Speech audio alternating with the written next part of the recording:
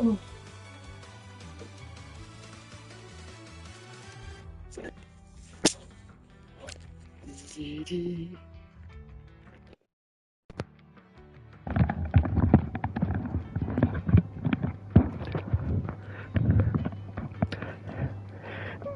well, hello there, everybody.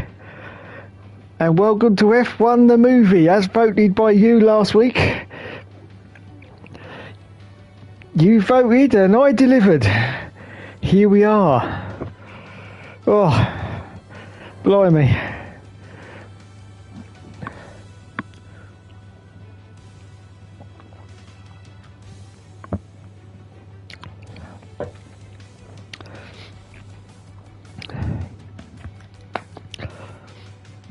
Let's go to the comments and see what's going on.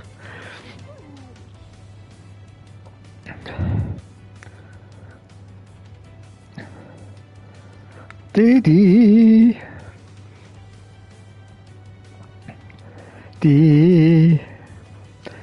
Blimey O'Reilly. Blimey O'Reilly. Hello, Mr. Champ 92. Welcome to the stream. You still exist? Just about. Yeah, I'm almost dead, but I'm still alive at the moment. No chair. Well, I'm impressed. Well, thank you. Hello, old git, says the Panic Lesbians. Well, hello to you. And hello, Will F1. Congratulations to Kimi Antonelli for spinning out of practice again. Oh dear, has he? Oh dear. Congratulations to Oscar Piastri on winning the Italian Grand Prix. Panic Lesbians. The movie has a lesbian car designer in it. Ooh, I still haven't seen it yet. Actually, I have got the opportunity to watch it because one of my nieces gave me the code. She's got it on Amazon Prime or something. So she gave me the code, so I got the opportunity to watch it. I just haven't got around to it yet. Congratulations to Lando Norris on bottling the Italian. Yes. Champ 92 says Kimi Crashinelli is overhyped. Yes, he is. Congratulations to Lewis Hamilton on finishing outside the points once again at the Italian Grand Prix. Max is going to win Monza, I reckon, if they put the low downfall setup that they had in Spa. Paddock Lesbian says, time to drive an F1.5 car. Yes. Time to drive Formula 5000 or Formula Arab or shit. Chinese F4.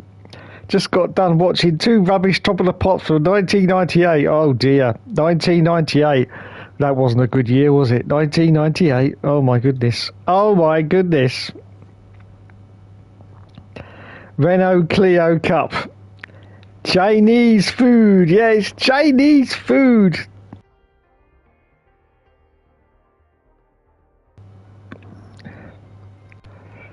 An hour of my life won't be getting back. I know. Congratulations to Lionel Pesci for always spamming the comments. Welcome to the Renault Clio Cup. We show you how to shift. Time for Plan C.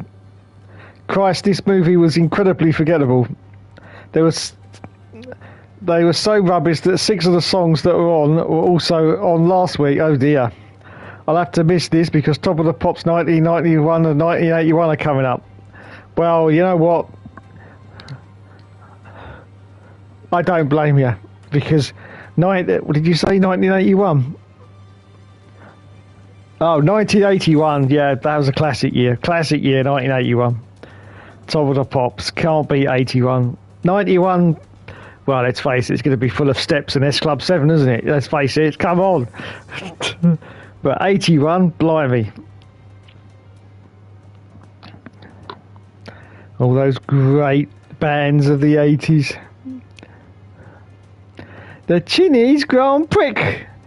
Dave was 56 years old in 1981. Dave was 66 years old in 1990. Now listen here, young man. You and me are going to have words one of these days. I'm not that old. 1991 was Kylie. Oh yeah, Kylie. You got me spinning around. Steps and S Club 7 were late 90s, were they? Oh, right then. They just seem to have been around for the whole of the 90s, but obviously not.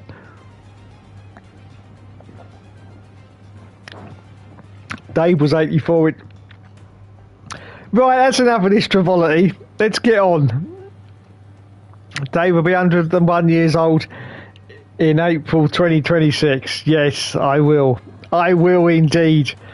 Right, it's time for F1 the movie. I'm hoping to stretch this out to 2 parts because there's about, is it 8 chapters or 7 chapters? 6 chapters. So if we could do 3 and 3, that'll do us. That'll do us. Anyway, I asked last week, and you said yes. So I've bought this DLC. Yes, at considerable expense. So don't forget my PayPal is always open. TMY's laptop is broken. Yeah, I did see that post he put up. I don't know.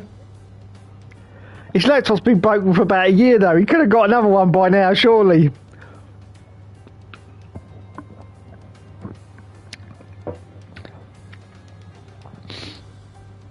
In fact, he should have got one last week when they were doing all the back to school offers. I'll tell you, laptops were absolutely dirt cheap last week. Literally £199 they were selling laptops in Currys last week. Honestly, he could have got one of them. Like his channel then. Right, okay, so there's 6 chapters and a trailer.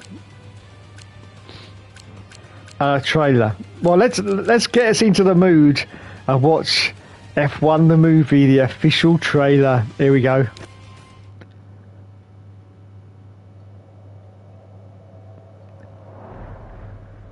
Some people look at Sonny Hayes. They see a guy who lives in a van, a broke loser who missed his shot, the best that never was. They're talking about me. Possibility.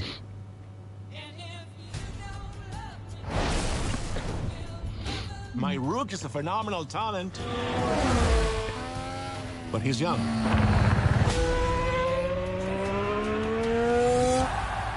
You plus him, boom! I got a team. When was the last time you won a race? Sunday, Daytona. Oh, I'm sorry. I meant Formula One. Oh, I'm sorry. Then same as you.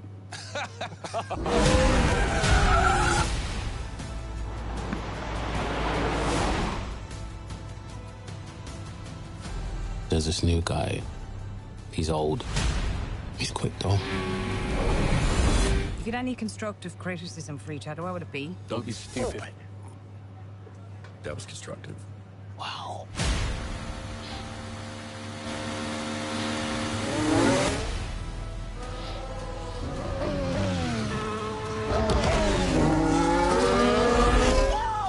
Did you win something?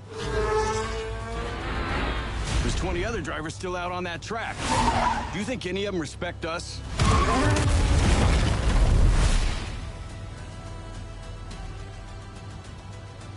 They're saying Sonny Hayes isn't a has-been. He's a never was. If the last thing I do is drive that car, I will take that life, man. 1,000 times.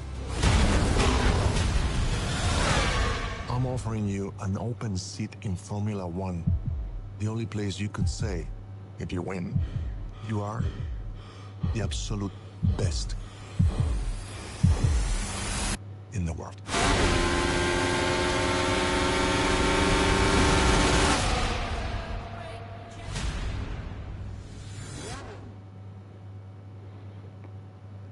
Well, there we are. F1 the movie. Shall we watch a movie, baby? Or shall we shag now or shag later? What on earth is all these comments in here? Josh will start uploading videos on the Motoring Yorkshireman channel. Yeah. Time for this garbage. TMY. TOB. What the bloody hell? TMY's a legend. Brad, pity Brad. What a pile of cack that was. Pitt is wank. Okay. Clearly, it's Friday night and everyone's gone insane. Let's go to the free preview now before we continue. Now, everyone got this preview. You didn't have to pay for it, but once you get past it, then you got to pay for it. Brad Pitt is fucking shit. Okay, let's go for the preview. I'd rather watch Dave. He's a knob. Right, what are we going to go for, lads? What are we going to go for? Recommended for players who typically play between AI levels 1 and 30. Oh, please. Challenging. 30 to 55. Oh, please. Hard.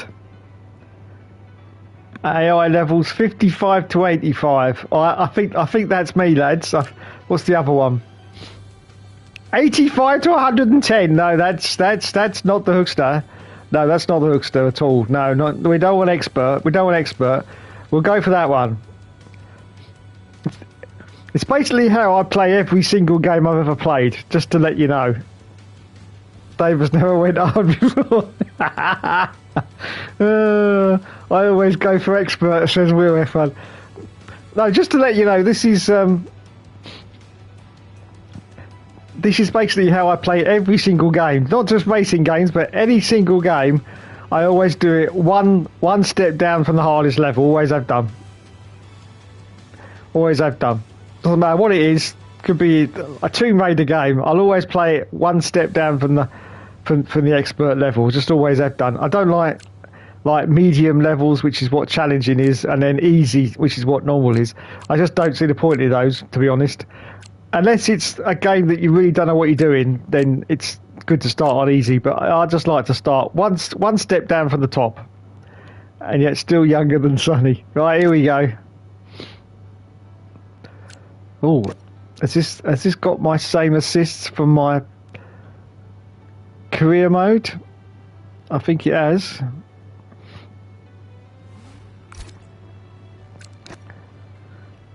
Difficulty hard. What's that saying?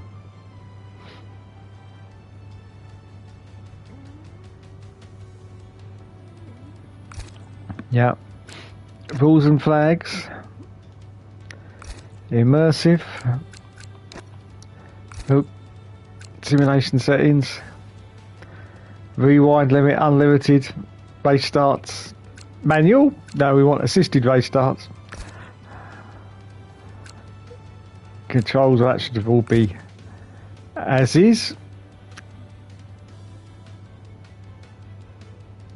Right, let's go then.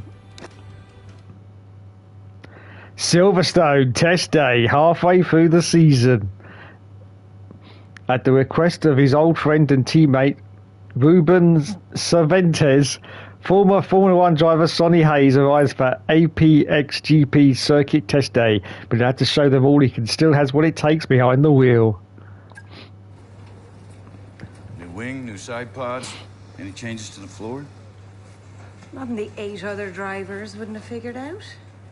That's why they call me Lucky Number 9. Listen, it's been a while since you've driven there, mate, yeah? The balance on these cars are tricky, so be careful turn 1 and 9. Won't want to see you get hurt. How about we set a reasonable target? Give me the same setup as him. If I can't post a lap time within a second of JP's, then I will promptly see myself out, and you're free to take a shot at Lucky Number 10. 10? 10. 10. Who's JP? Cross round on Brooklands, easy on Lafayette, up to Woodgate, hard out in Cobb, and be careful on the curb.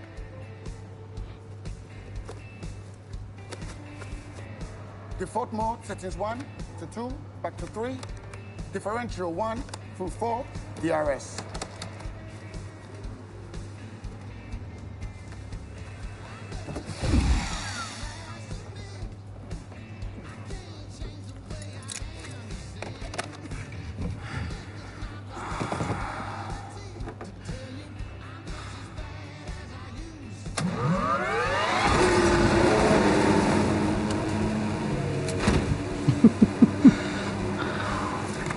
Okay, let's see what you got.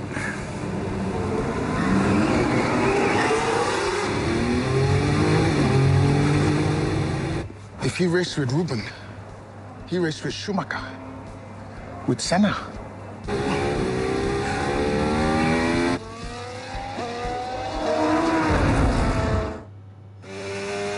Oh, here we go, here we go. Right, Sonny, I'm not saying it's been a while since you've been in an F1 car, but, you know, it's been a while since you've been in an F1 car, so take it easy on this outlap and just get gently acquainted with the car, eh?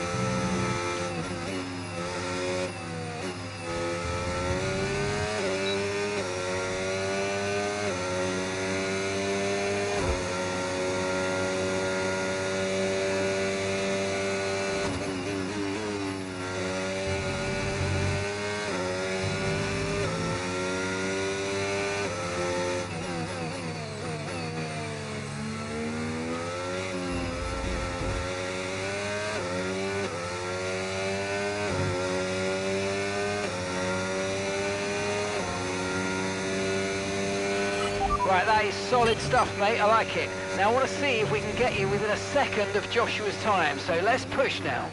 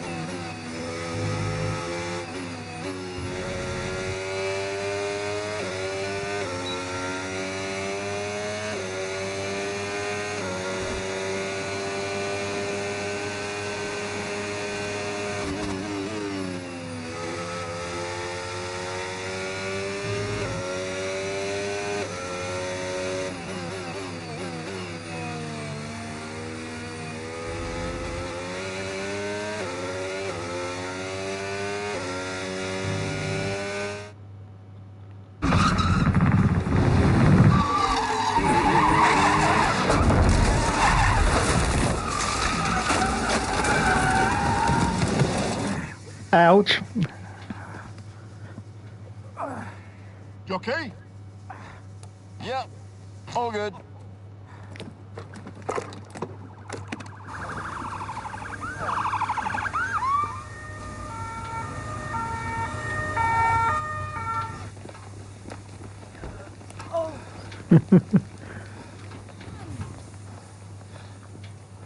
Yeah, she's got something. Yeah, you mean had something. But definitely snappy in the high-speed corners. Unpredictable in the lows. Had trouble with the rears, turns 14, 16. And the final turn, maybe? No, that's on me. What was his lap time?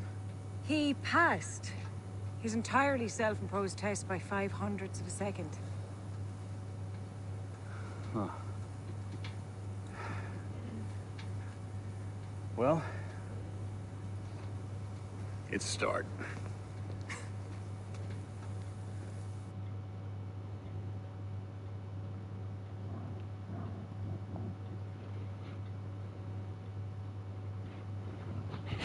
Yeah, it's bad. It's bad.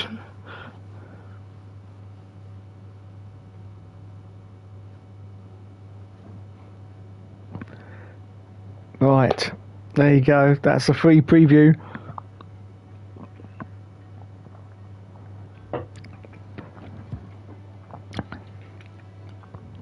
Now we can get into the meat and potatoes, but first we've got to read the comments.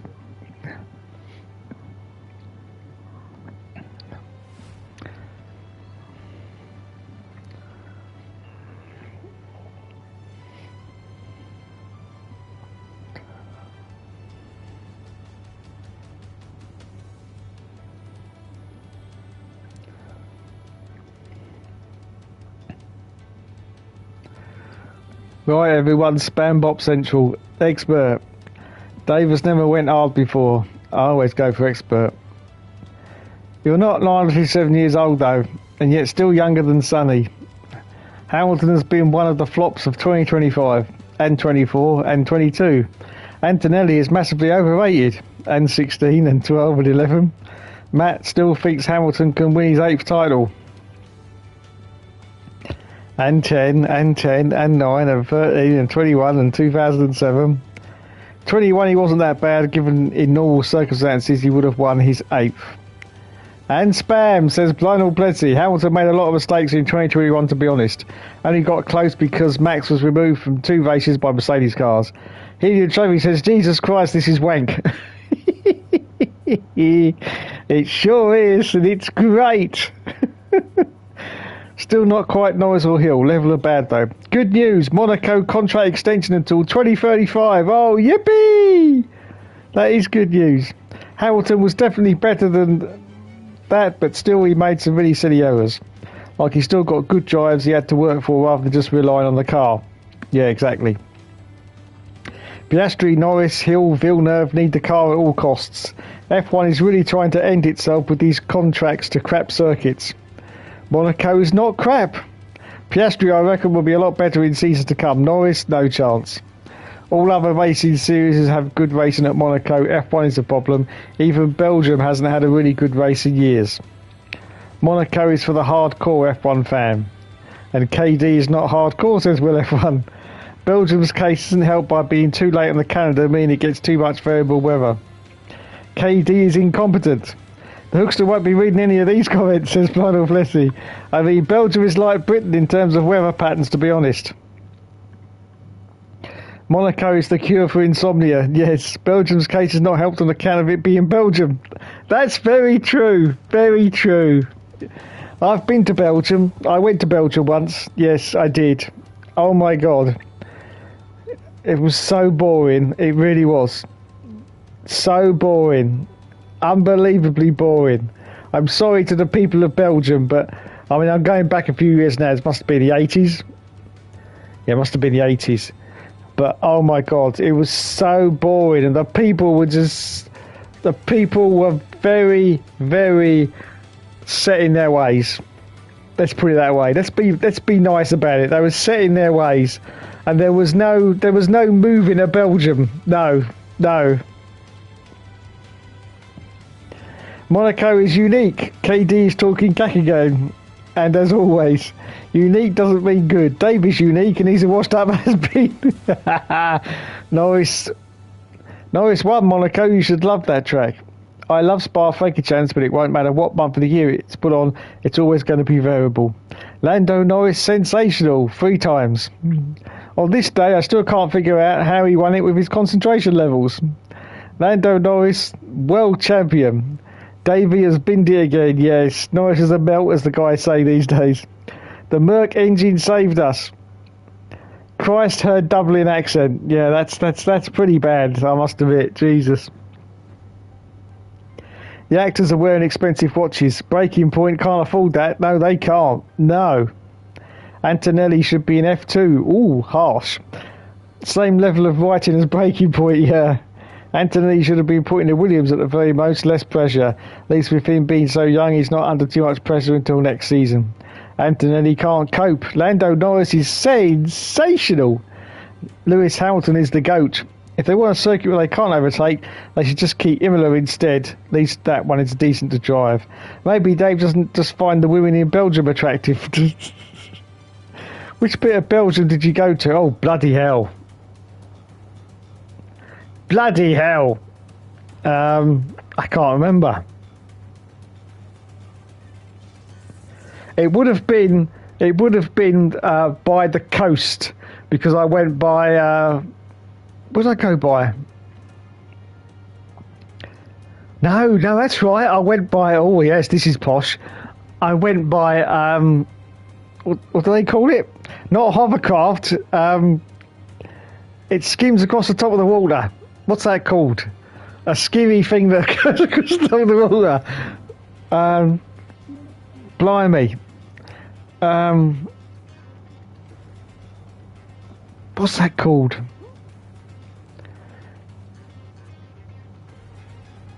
No, it's not a ferry.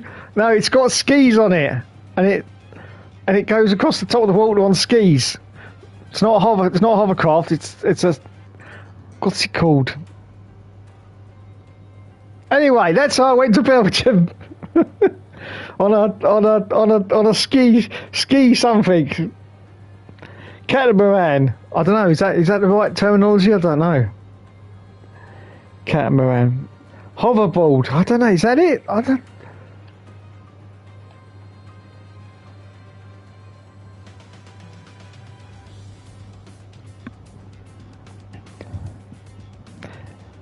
Hang on.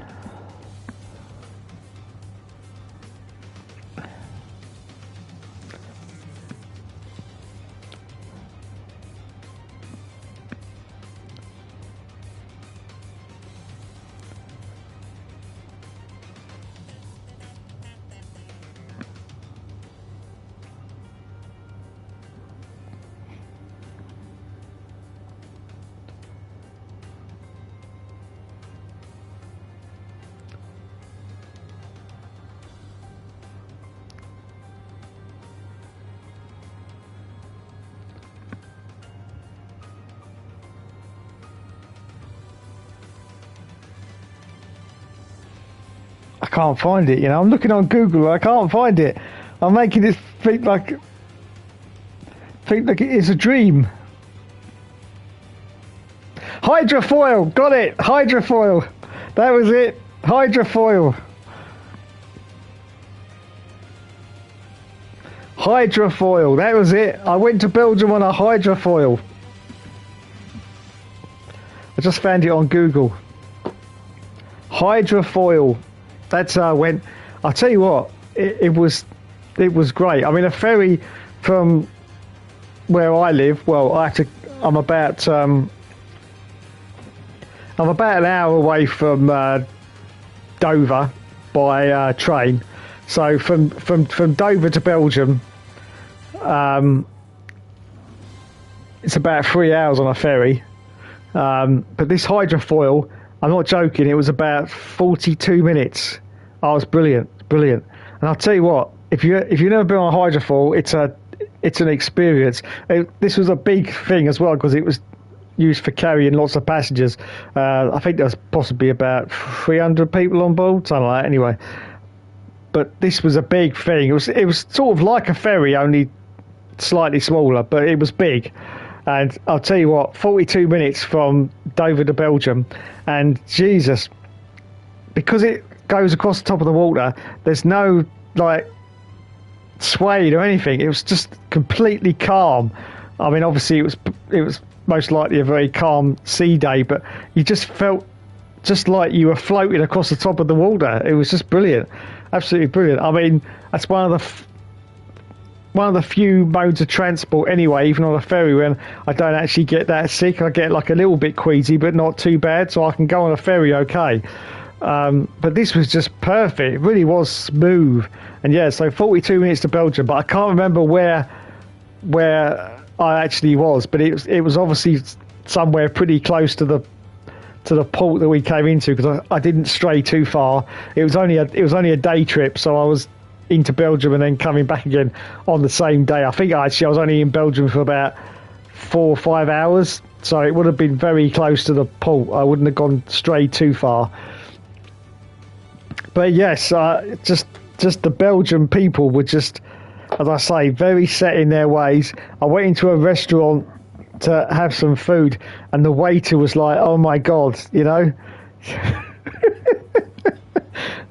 Apart from the fact he couldn't understand English, which was a huge problem, but Zeebrugge sounds right. Paddock Lesbians, it does sound right. Zeebrugge, I think that's where I got off. Yeah,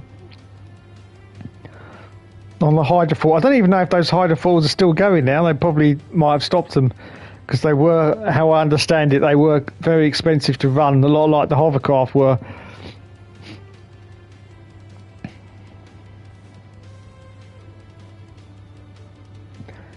Monaco is good to drive. The only thing that will be a highlight of Belgium is the Antwerp red light district. Yeah, unfortunately I didn't get there. I didn't get to there. I wish I had done, but I didn't get to there. As I say, I literally had like 4 or 5 hours before I was coming back again, so yeah. Maybe in real life for some drivers definitely isn't on any Sims or games. Well, maybe you're not very good. Sounds like Ostend. Love driving Canada. I do enjoy racing at Monaco. Very. More so on older F1 games. Hoverboard. Do you have a wheel by any chance? Says Paddock Lesbians. I haven't got a wheel, no, if you're asking me, but if you're asking someone else, I shall shut up. Hungary is another good track. Catamaran. Nope, but I'm very good at Monaco on most games. Oh, there you go, he wasn't asking me. Hungary's alright, I can take it or leave it. I just go for maximum downforce and it works well enough for me. Now, hovercraft, if it was the 80s. I can smell the lies from here. Large-scale hovercraft. As a Cody's game setup makes no difference at all, it's all cack.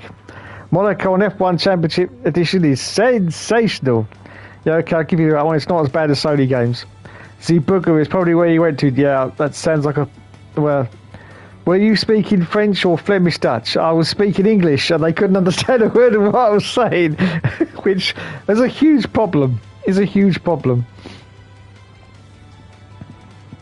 Which is only a little port town, which is probably why it's set in its ways. Yeah, probably. That and half of them are French. They are indeed. They are indeed. But yes, the hydrofoil. Hydrofoil. That was a great little thing. I'll tell you how I did that. Dave, were they speaking French or Flemish Dutch? Dave, okay, I got you.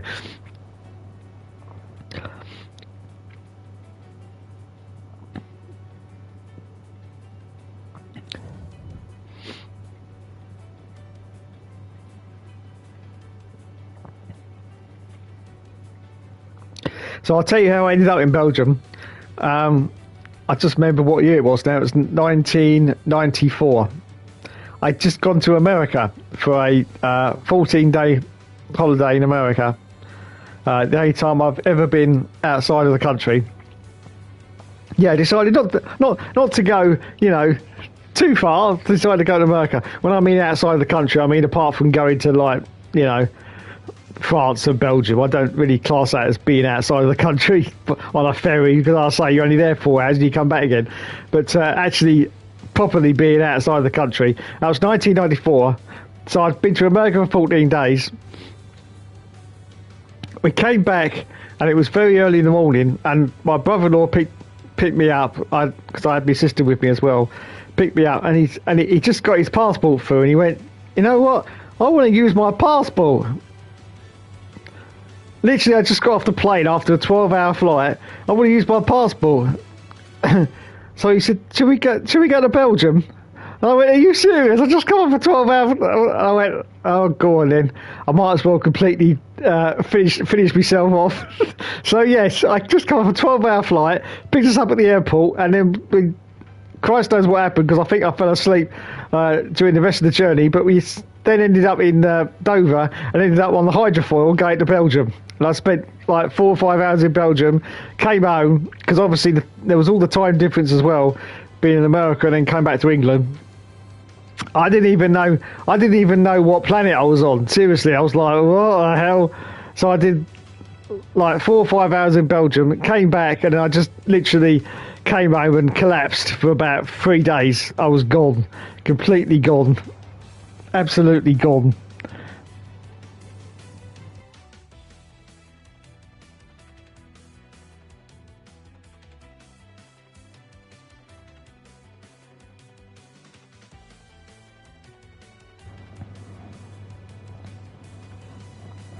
Right, let's start. Chapter 1. This is the first chapter that you actually have to pay for, yes. So here we go. Oh, got select difficulty again, okay.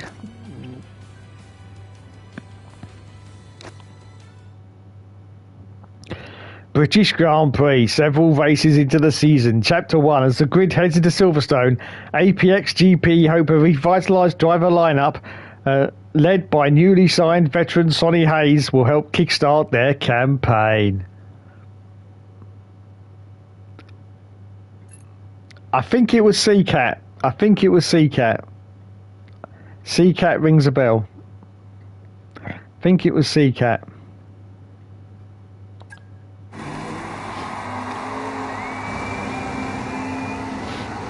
What is this guy doing? This is actually now turning into an advantage for Sonny Hayes. And he's just made it in time. Watch out for his start.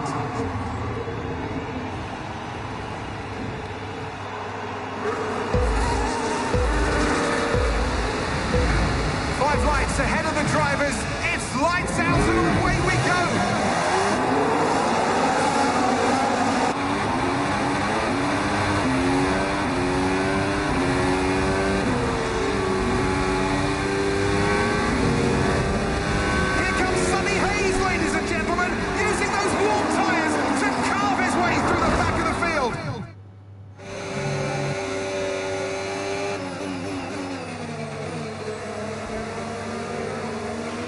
Okay, that's a great start, Sonny. Let's push.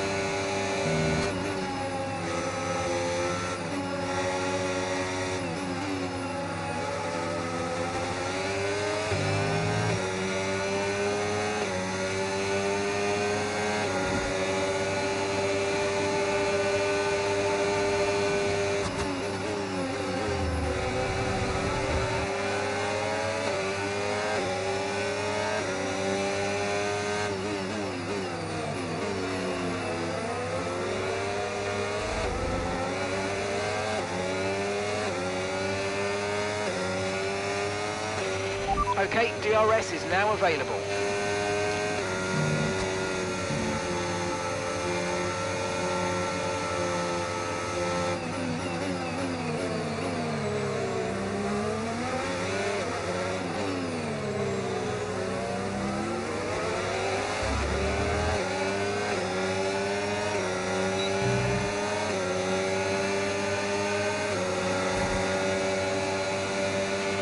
Nice move, good job.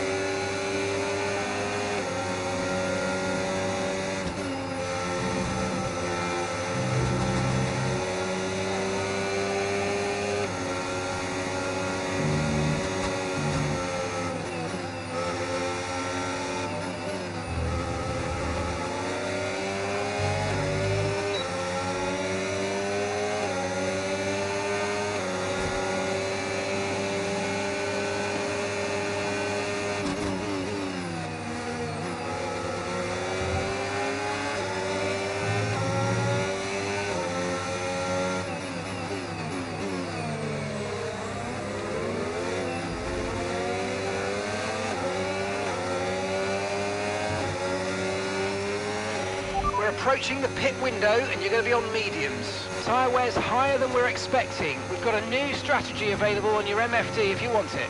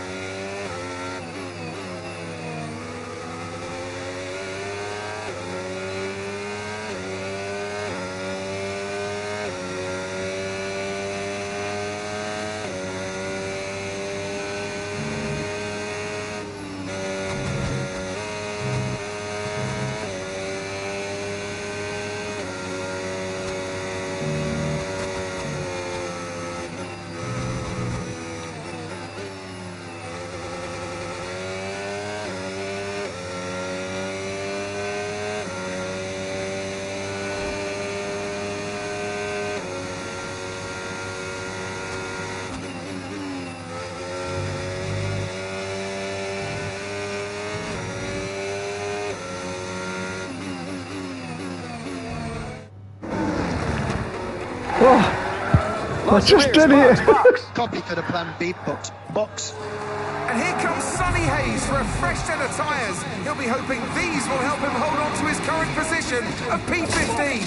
Split jack! Front jack is not worked properly. You're kidding me. This is causing absolute pandemonium in the Apex GP pit lane. Whatever could go wrong is going wrong for this team. And coming out of the pits, Hayes just ahead of his teammates as Pierce and Hayes go battling it out here at Silverstone. Coming for you, old man. Oh shit. Okay, keep it clean now, Joshua.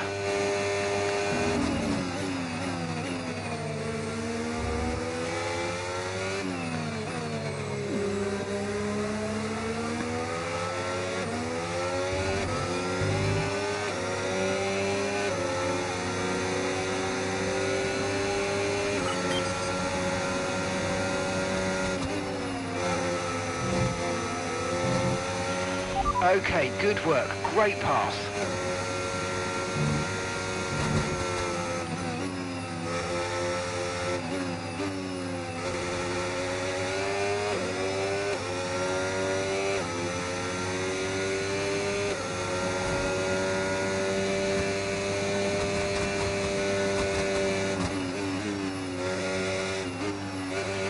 Okay, Sonny is directly ahead of you, and the gap is just 1 second now.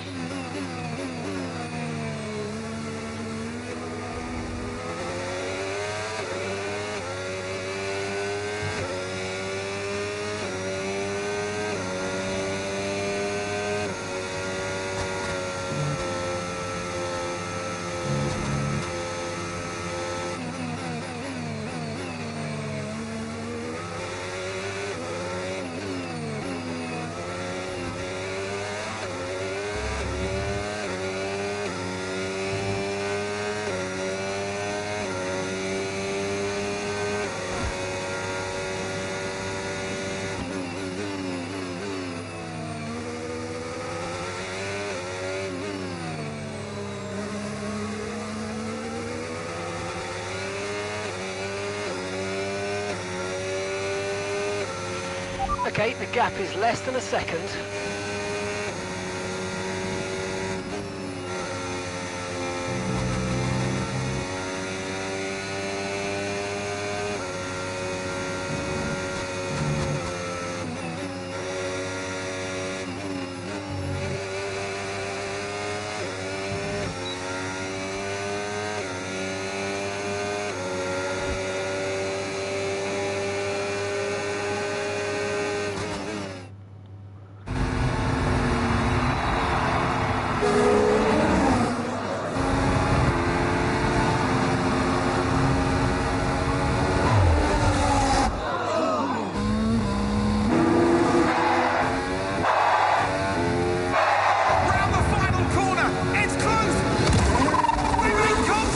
Oh no!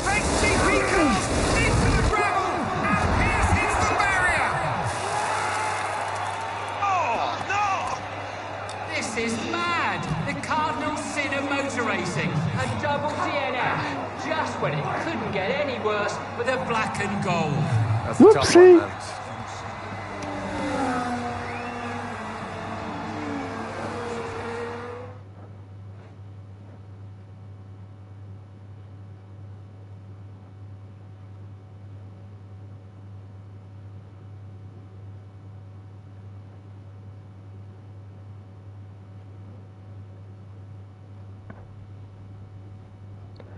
There we go. Chapter 1 done. Chapter 1 done. Oh my god. Chapter 1. As there's 6, we'll see if we can get 3 and then do 3 next week and then that will finish it off.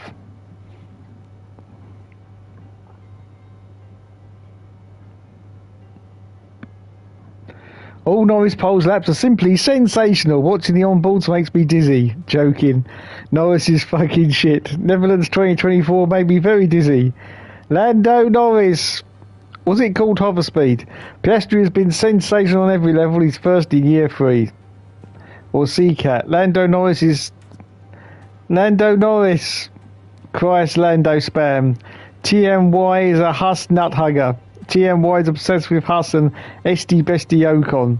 TMY loves Magnussen also. He's going to fail. I very nearly failed. If you noticed, I very nearly failed. Whoopsie. Never paint your cars black and gold. It never goes well. That's true.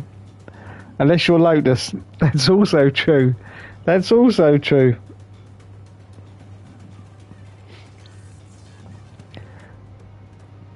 That engineer is a right MILF. Yes, she is. That's old Rebecca Ferguson, isn't it? From the Mission Impossible films and others.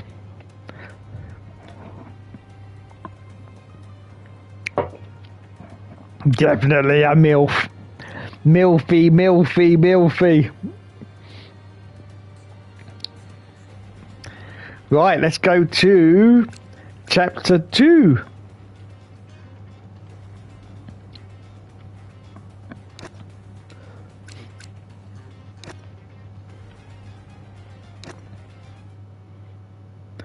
Italian Grand Prix several weeks later. Chapter 2. Monza could provide APX GP drivers Sonny Hayes and Joshua Pierce with a rare opportunity to surprise the fans and outperform the top teams.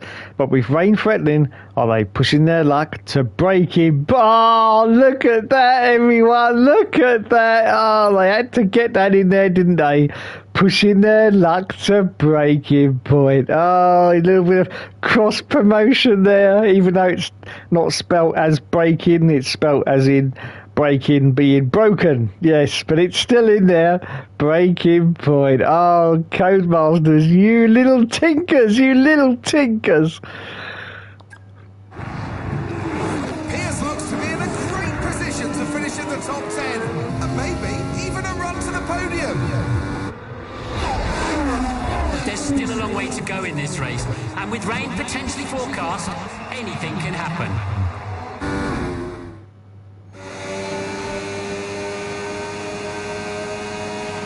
Okay, Sonny, let's just start to put some pressure on those ahead of us.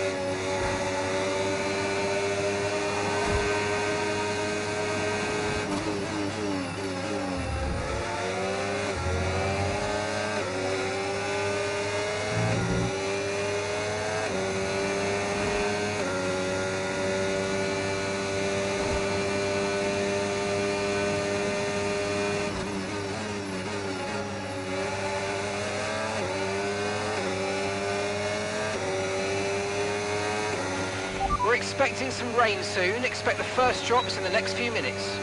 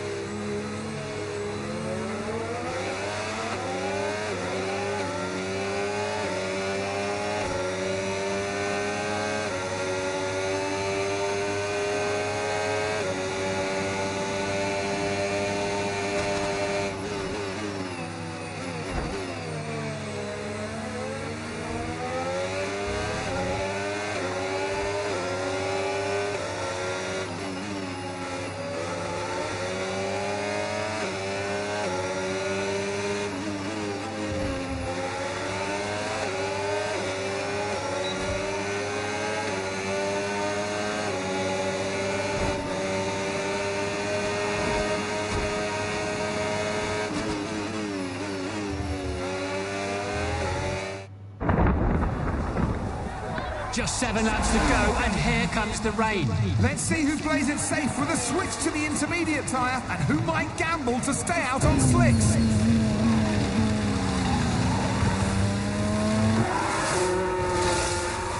It's getting tricky out here, guys. What's the plan?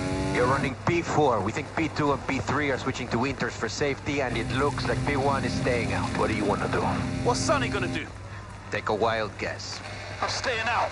Copy that.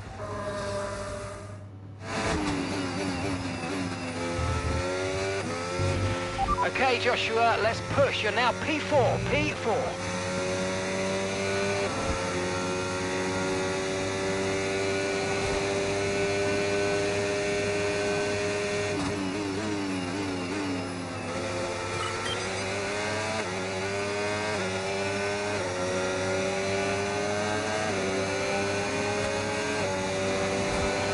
Good pace. You're catching the car in front by about a second a lap.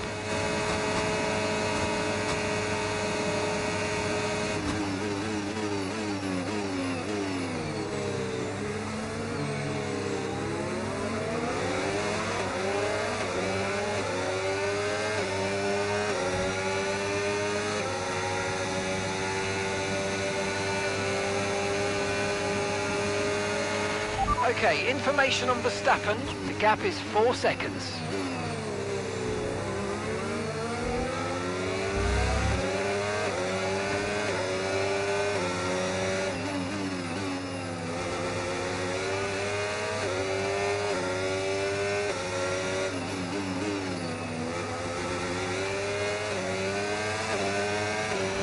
Use your overtake button more. It's time to utilize some of this energy. Come on.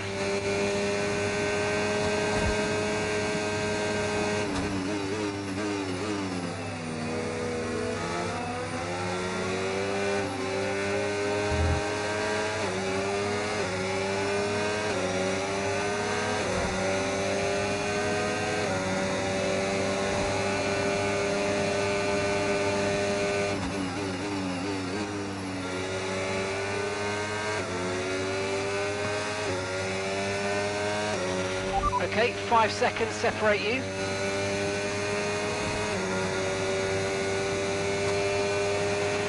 You're increasing the gap to the car behind by a few seconds per lap. Keep it up.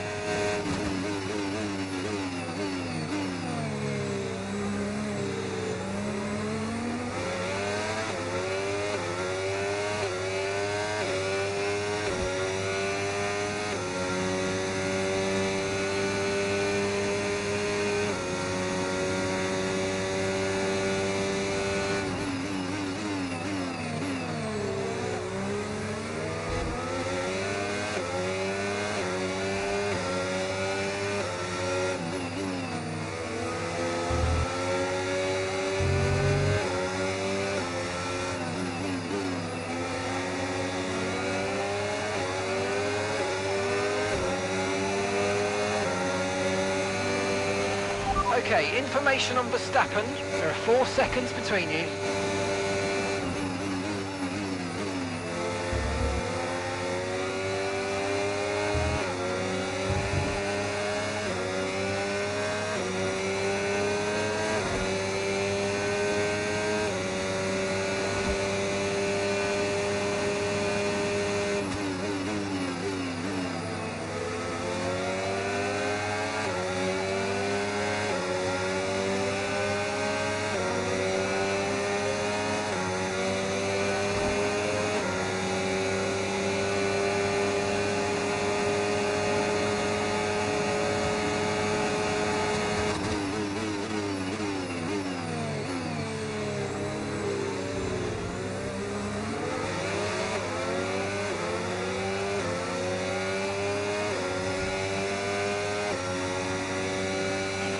The gap is 4 seconds.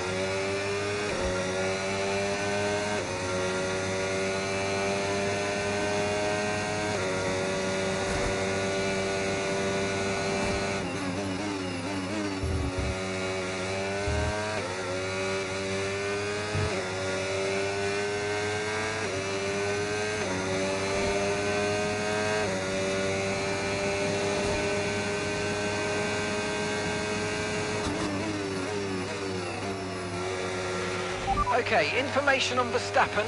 The gap's 5 seconds now.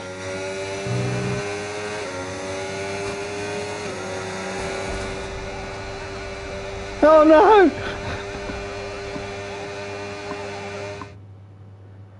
Oh no!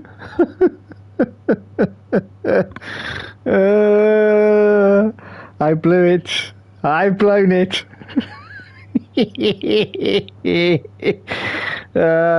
Anyway, let's do that again.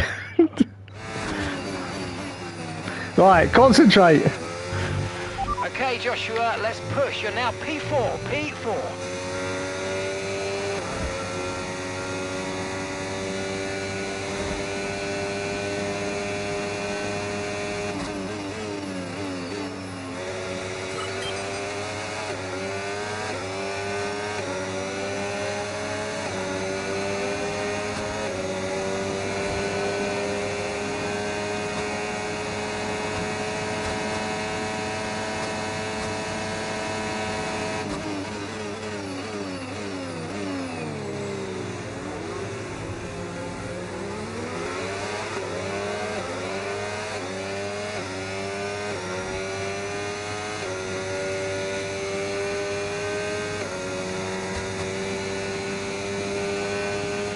And 3 seconds separate you. Okay, keep an eye on that gap ahead, please.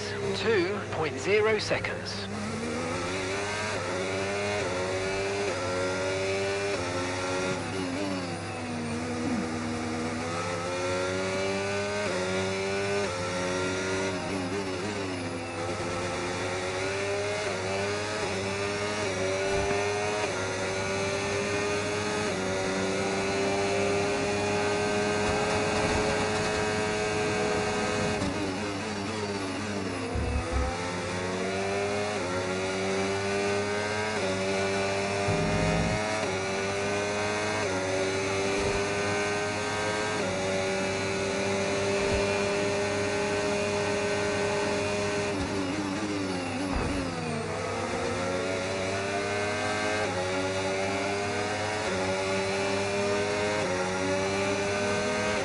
Okay, good work. Great pass.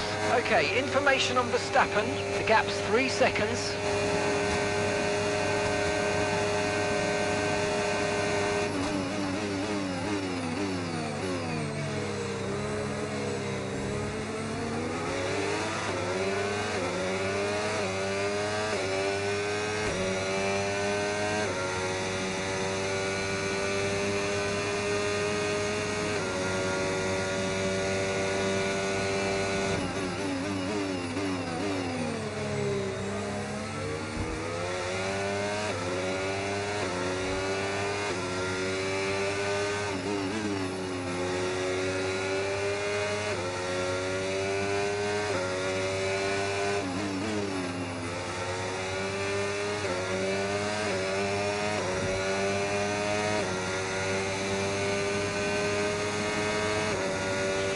Just 1 second separates you.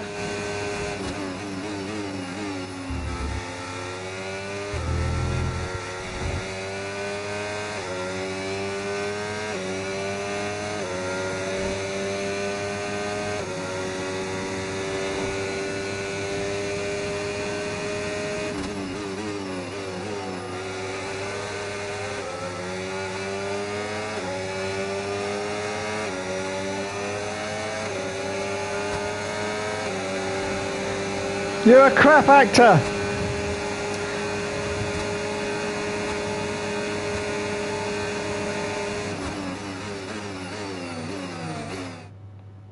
Tell JP to wait for the straight into turn 1. Be patient. Straight at turn 1. Copy. Joshua, Sonny says wait for the straight. The straight into turn 1. I'm right there. I've got him. Pierce is right on the gearbox of Verstappen down the back straight at over 200 miles an hour. See an opening. Go for it. The rookie attacks in 11. No. Pierce pulls alongside the Red Bull. He's wheels ahead for the first time ever. In GP. Oh no! Oh, it's like Driven all over again. No. Oh no, it's Driven Part 2, or Drivel as I call it. My favourite film of all time. Oh no. Was that it? Oh, fucking hell. Oh my goodness. So I suppose he's gonna end up in the hospital and get half his legs amputated, and he'll come back next week. Whoopsie. It's not Rebecca Ferguson. Wait a minute, have I got my MILFs mixed up? I thought it was Rebecca Ferguson. Her name is Kerry Condon, not Kerry Condom. The car behind's a back marker, Elvis. Jesus, this Mo's utter cat. Yes, it is. Correction, Gash. The clerk nearly made it harder again. Dave, the battery has to be used more. Yeah, I did notice that.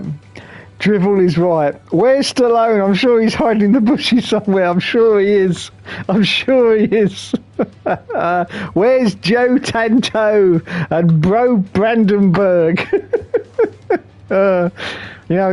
I feel like I want to watch Drivel now after doing this. I really do.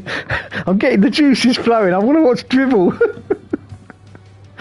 Oh my god. Well, there you go. So there are 6 chapters. So we will do 3, and then we'll do 3 next week, and then that will finish it off, I think. How long have I been going for? I think I've been going for quite a while. Yep, hour and a quarter. So let's do the last chapter for tonight. Chapter 3. Now, what's happened to Pierce? Has he lost both his legs? Or has he just resigned as the Deputy Prime Minister?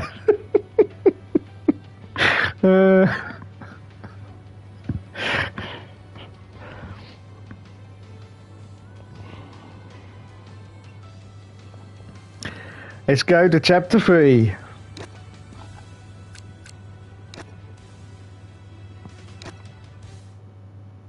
Dutch Grand Prix. A few weeks later, Chapter 3, Sonny Hayes takes on Zandvoort with APXGP Technical Director Kate's upgraded car.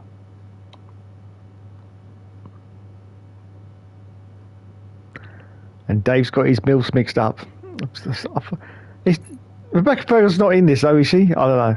Probably not. I haven't seen the films, I don't know, but I thought that was Rebecca Ferguson there. Never mind. Let's continue.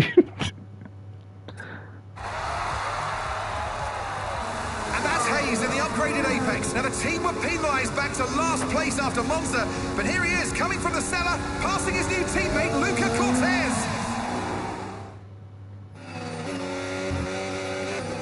Oh, she's not in it. Okay. Nice move, Sonny. Well done. Now let's make use of that upgrade and push.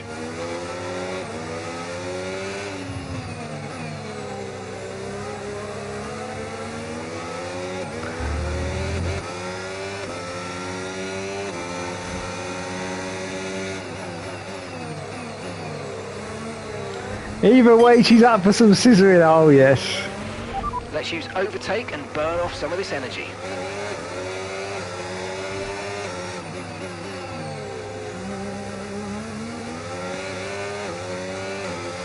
I'm with you.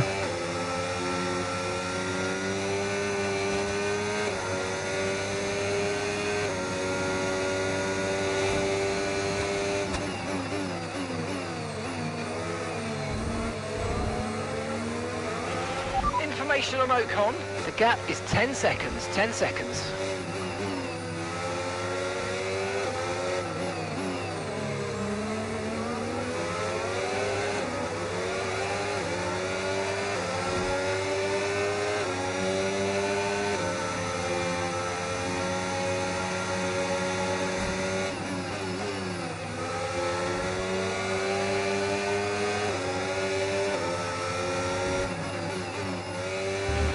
Okay, you're doing well out there. Keep it up. We're looking at about 10 more minutes of rain. 10 minutes.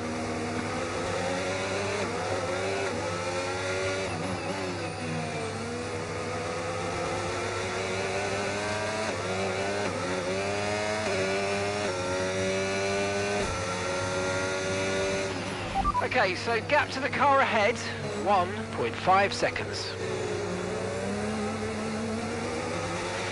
The gap's 9 seconds.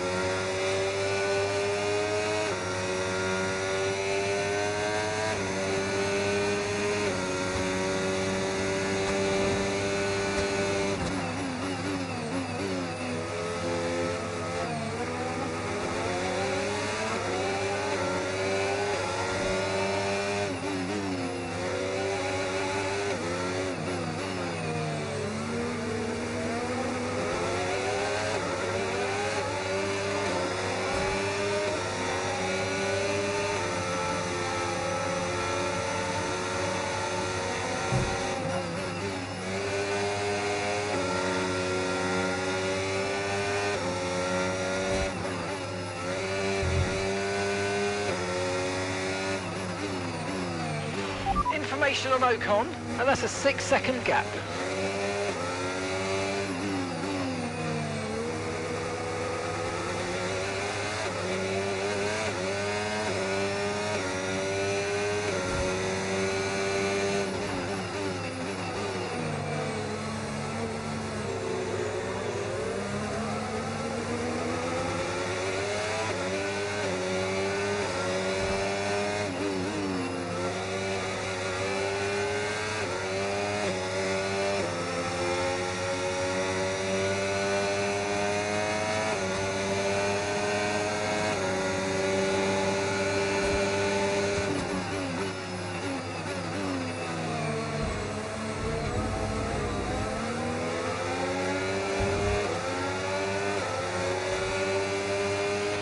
Yellow flag.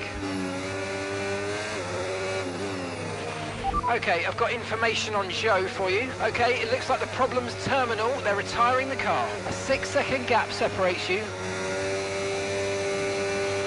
Okay, clear.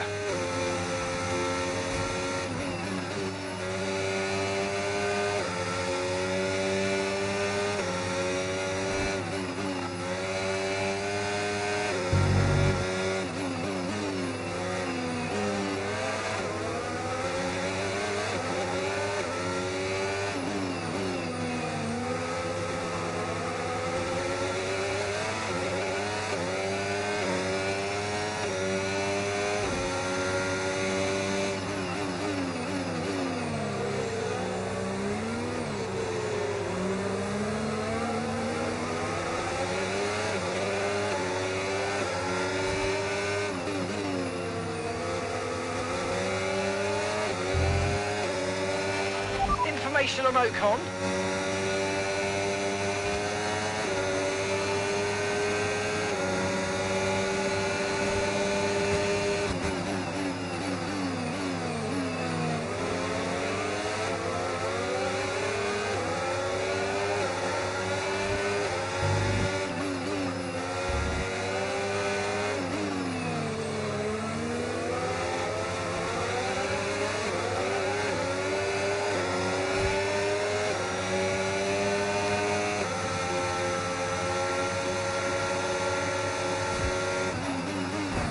Oh no!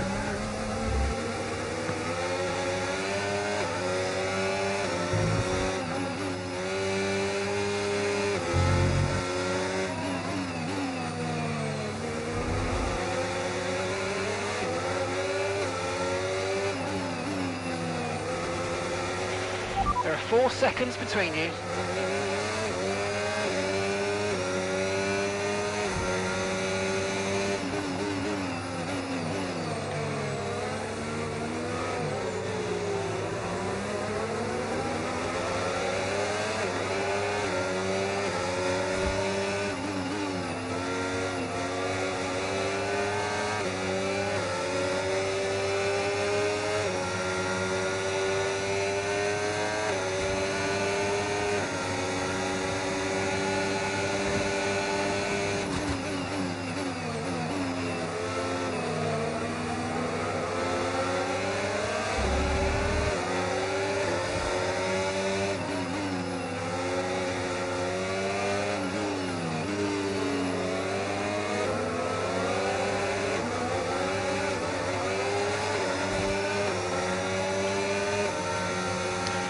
Information on Ocon, and the gap is 2 seconds.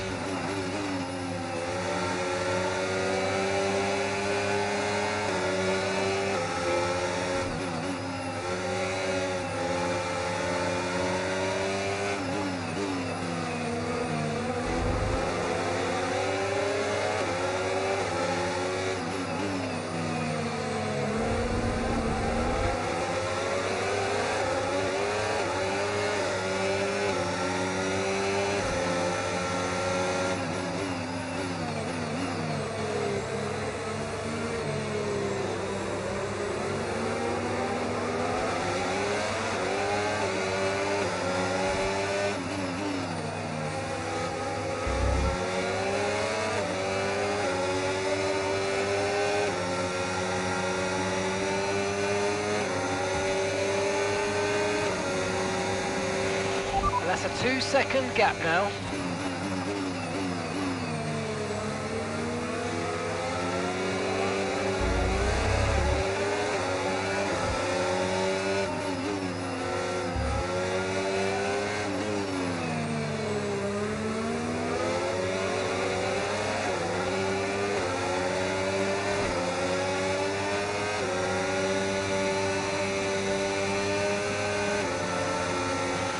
And gap to the car in front, 1.7 seconds.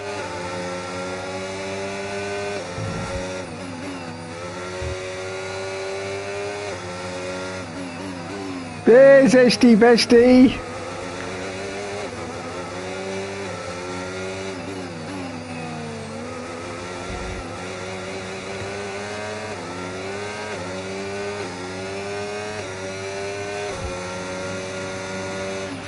Information on Ocon.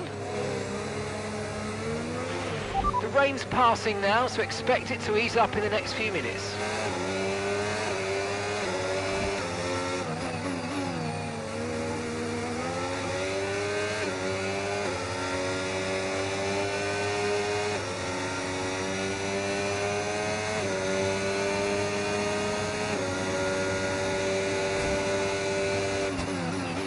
Okay, you're in the top 10.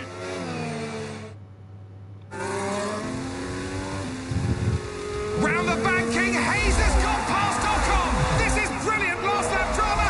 What a fantastic finish.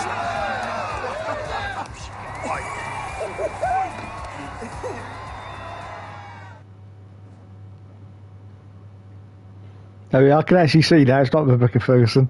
I do apologise. I was getting my milfs all in a muddle. All my lesbians in a row were getting all in a muddle. Wait, that's it? Oh my goodness, that's it. Wowzers. There you go, everyone. I'm not quite sure that's worth £8.99 to be honest, but it's okay because I probably would have bought it anyway. But I'm just not sure it's worth £8.99 to be honest. But anyway, there it is.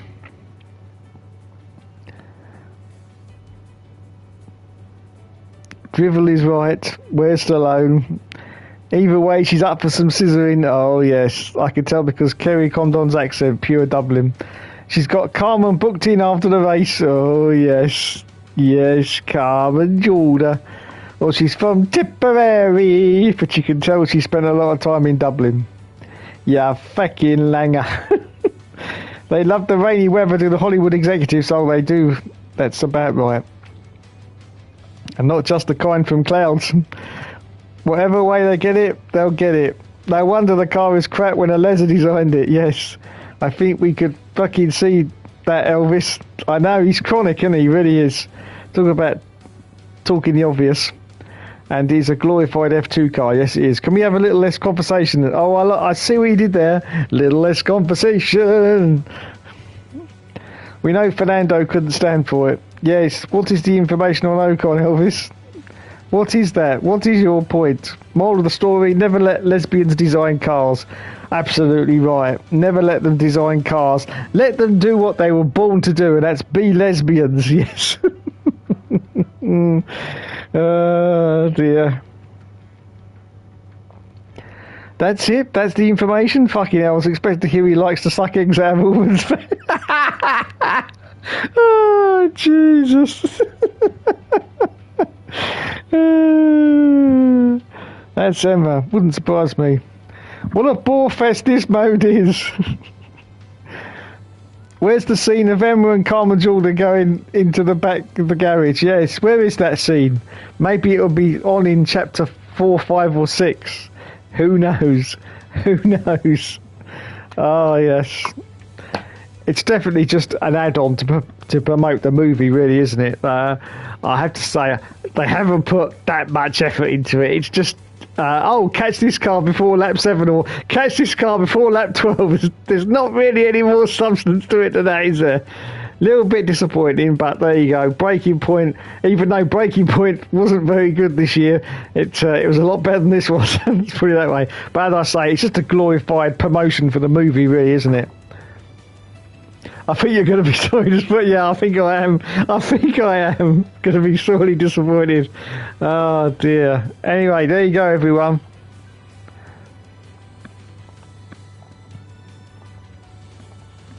Once again, thanks to everybody in the chat tonight for joining me.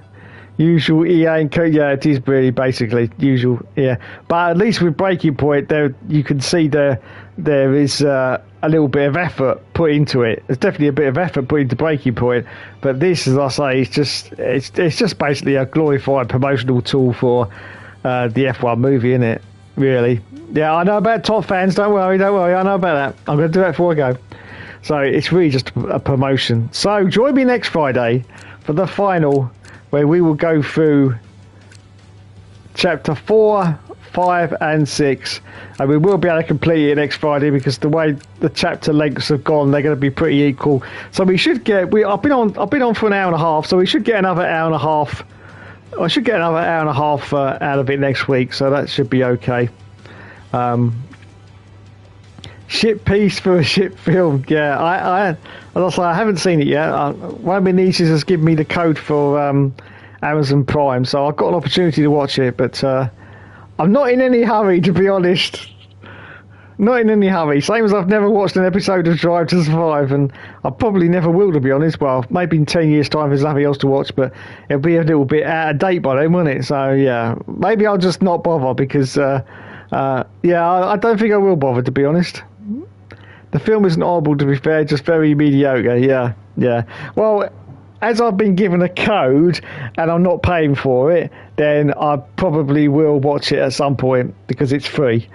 And, you know, as they say in life, you could never complain if it's free. Yeah, you can never moan about anything that's free. If I was having to pay £4 something to rent it, I probably wouldn't bother. But as I say, I mean, my niece has probably bought the film for God knows how much. Not in the fun kind of bad, like... No, drivel was... Yeah, it was the fun kind of bad. It was definitely drivel. Definitely fun. I mean... So many people bash that film, but I like it. Not because it's any good, but because it's fun. It is fun because it's so bad. It's fun. It's fun because it's bad. It really is fun because it's bad. This is just... It's not fun. It's just mediocre. You can see it is. Brad Pitt's just phoning his performance in, as he's done for a few films now. Apart from Bullet Train, I did enjoy that one. He did seem to actually put an effort into Bullet Train, which was on a few years ago. But this, he just seems to be dialing his performance in. So, there we go. Thanks to everyone for joining me tonight on F1, the movie. The movie. Now, there's no racing in the ERL this week, but we are doing some Wreckfest. Wreckfest, yes. So that should be fun.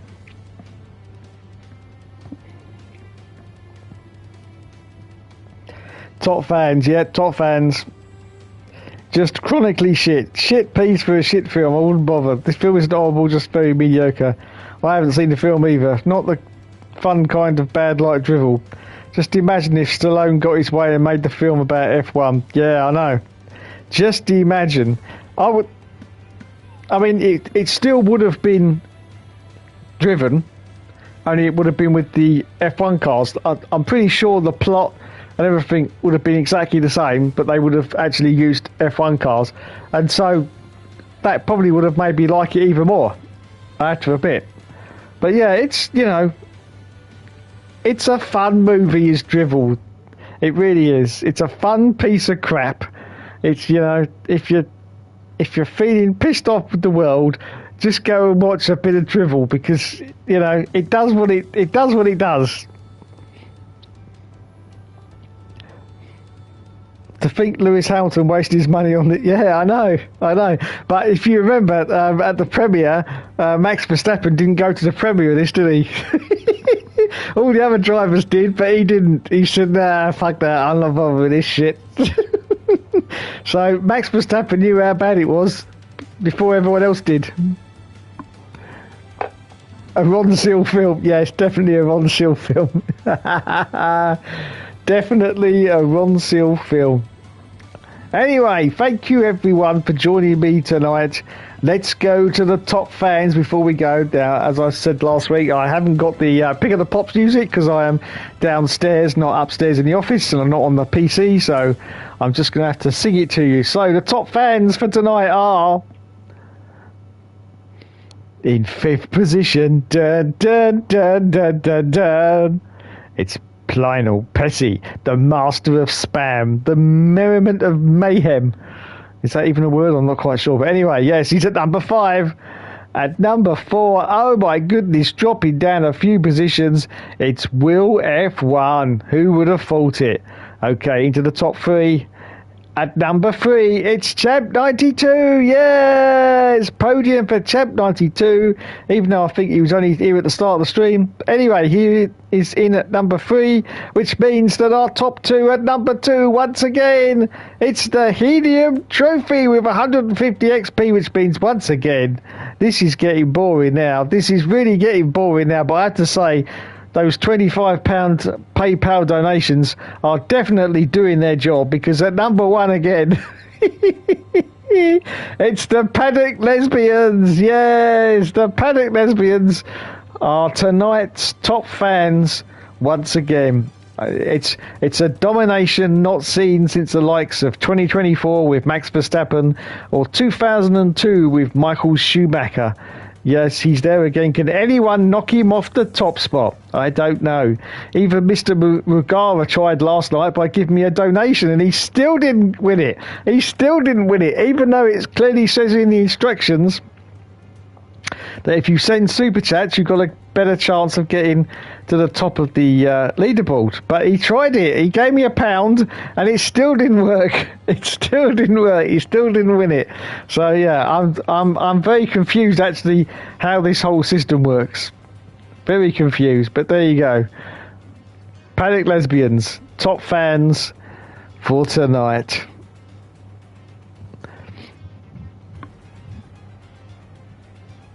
A wise decision for Max, yes. Just watch Rush instead.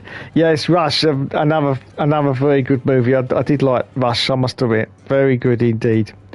That's all that's needed. Yep. Lesbians on top 4 in a row. As soon as Top of the Pops ends, so does Hookster. Yes, welcome, Lionel Plessy.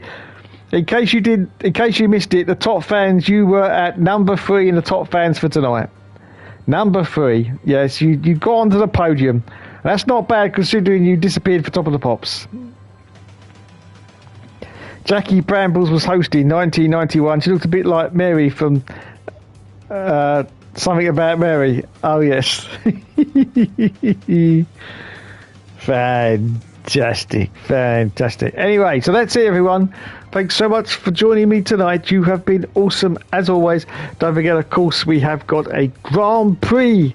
Yes, Grand Prix on Sunday. The Italian Grand Prix. The Tifosi are going to go mad. Can Lulu bring home the bacon for his beloved fans? Can he win the Italian Grand Prix? Or will he end up just like the Dutch Grand Prix? A broken, twisted mess, parked off to the side of the not the car, Lewis. We will see. I honestly, I don't think there's any chance of Lewis Hamilton winning in Italy. Don't think it's going to happen. No. But we will see. Was Jimmy hosting the others? And yes, Jimmy Savile was hosting all the others. And Gary Glitter. Oh my God. Do you want to be in my gang, my gang, my gang? Yes, that's got so many other meanings now. It's unbelievable, isn't it? And I'm going to stop singing that. Definitely. So there you go. Enjoy the Grand Prix on Sunday. I shall be back, of course, for the All Seasons also on Sunday. Only the best people, yes, only the best people. In fact, me saying that Watch Mojo has just done a video. Go to their channel. Watch Mojo has just done a video. I think it was about 7 days ago now. It might be a week ago. Of the, I think it was the 20 worst people that have been working for the BBC that got convicted or whatever, something like that. Anyway, but it's very fascinating. I honestly only recognise half the people there. There was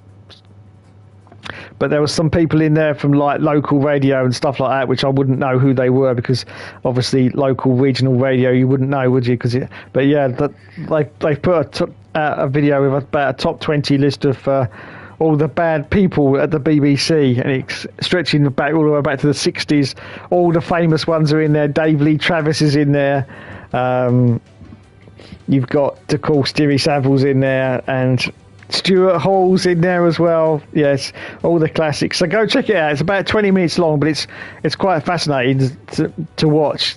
And you know, most of these people were my childhood heroes back in the day, you know, the late 70s and the 80s. It's just absolutely incredible. But yeah, it's on Watch Mojo UK, the UK. Richard Bacon, I think Richard was on there. I can't quite remember. I think he was included, Richard Bacon.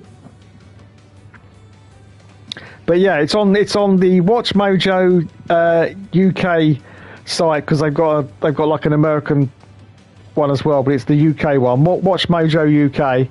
I think it was released about a week ago. I just happened to catch it in my feed.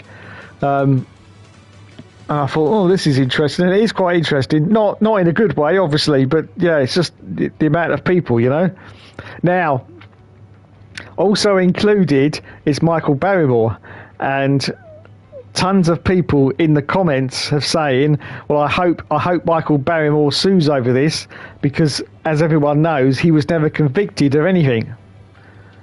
Because I think that's what the title of the video is, saying about 20 people convicted of crimes for the BBC, and Michael Barrymore was never convicted for anything.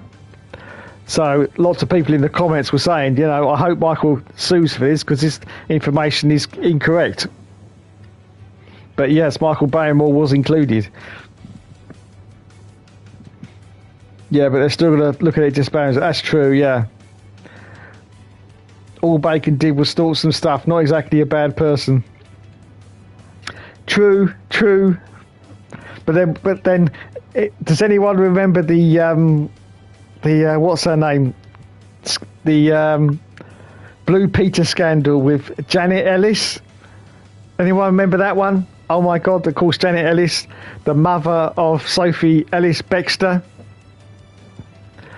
Because shock horror, I mean, we're going back now to the, I think it was the late 70s and 80s. Shock horror, yes. She got pregnant out of wedlock. And oh my God, everyone lost their shit. Yeah, she got pregnant. I think it was Sophie, yeah. Yeah, I think it was Sophie, yeah. Yeah, she got pregnant out of wedlock, and oh my God, yeah. The BBC, I think it was the BBC, or it may have been Janet Ellis herself, I can't remember. But she actually had to apologise for Blue Peter for letting everyone down because she was having a baby out of wedlock. Letting everyone down. I mean, you think about that now, it's just crazy. But yeah, that was what it was like back then. You know, you all know you couldn't have a baby out of wedlock. No, that's a sin. Burn them at the stake. Burn them at the stake.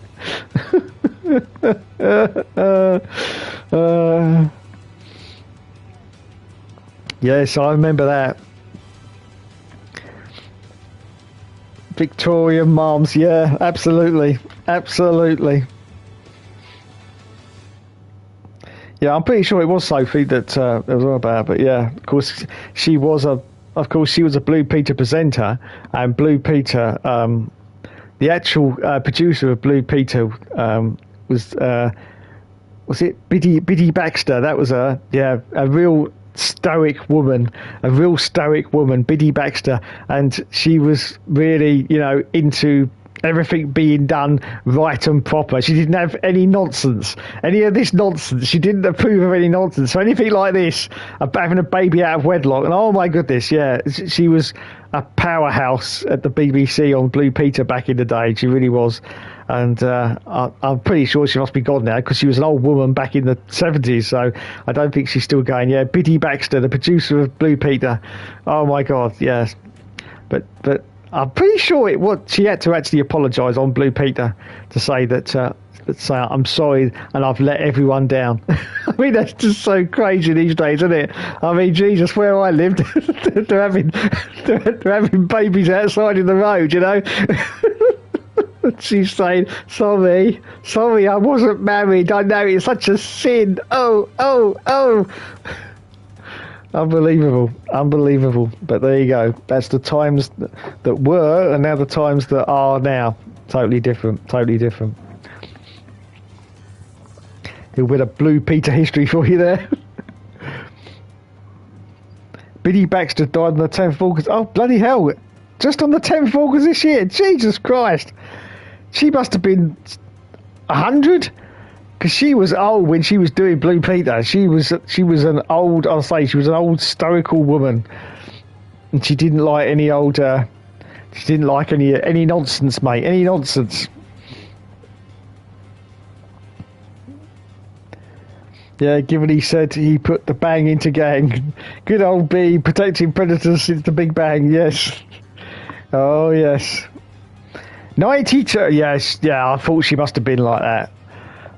She must have been that old. Jesus, I say, she was an old woman when she was doing Blue Peter back in the day, which was, when I used to watch Blue Peter, that was like 79, 80s, something like that, and she was doing Blue Peter then, and she used to come on now and again onto Blue Peter if there was some kind of charity thing going on. She'd be, you know, coming onto it in the background, and she was, I mean, she wasn't old, but she was, you know, she was a middle-aged woman back then in the 70s. So yes, good God, she must have been getting on now. And yes, 92. That's a ripe old age, 92. Which is right. There's been back in the 80s, she would have been in her 50s. Which, yeah, that sounds about right. That sounds about right. She was a middle-aged woman back then when she was doing it. Oh, definitely a decent innings. Definitely a decent innings. Absolutely, I agree with you there. 92, bloody hell. Trust me, I won't get that far. I won't even get halfway to 92. I'll tell you. Well, I'm over halfway now, but you know what I mean. From now until 92, no, that's never going to happen. That's never going to happen. Blimey. 92. I honestly thought she died like 15 years ago. Seriously, I thought she'd gone 15 years ago. I didn't know she'd gone in August this year. Her husband died at the age of 71. Yeah. Wow. Well, thanks everyone. Sitting here reminiscing about Blue Peter. You get some very strange stuff on F1 Games PlayStation, don't you? Yes. Some of it might be Formula 1 related, but not very often. Anyway, that's it for me. Thanks everyone for watching tonight. Awesome as always. And I say, Grand Prix at the weekend. Let's cheer on Lewis as he wins the Grand Prix. And I'll be back for the All Seasons on Sunday. Thanks everyone. You've been awesome as always. And good night.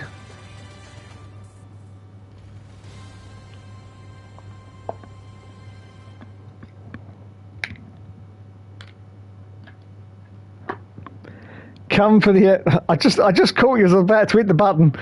Come for the F1, stay for the Blue Peter trivia. Exactly. Oh, get down, Shep. Get down, Shep. John Noakes, absolute legend. Unbelievable. Anyway, I'll be here all night talking about Blue Peter at this rate. Thanks, everyone. I'll catch you later.